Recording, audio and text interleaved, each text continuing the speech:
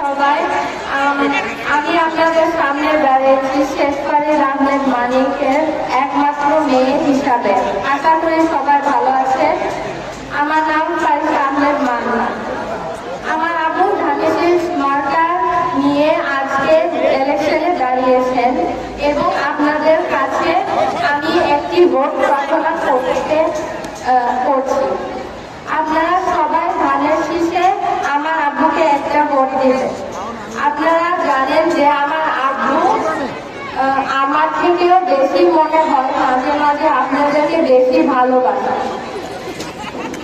আমার আব্বুকে অনেক সময় বলে আমি ব্যস্ত আছি এলাকার লোকজনের সাথে এবং আমার সাথে মাঝে মাঝে কথাও হয় না।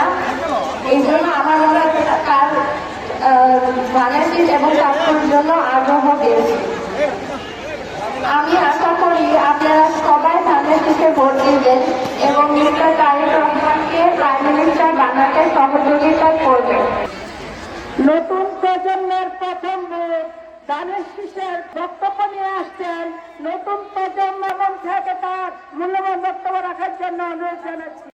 বলছি আপনারা শুধু একজন ভোটারই নন, আপনারা প্রত্যেকটা ভোট দেবেন এদের জন্য হিসেবে কাজ করবেন 12 তারিখ।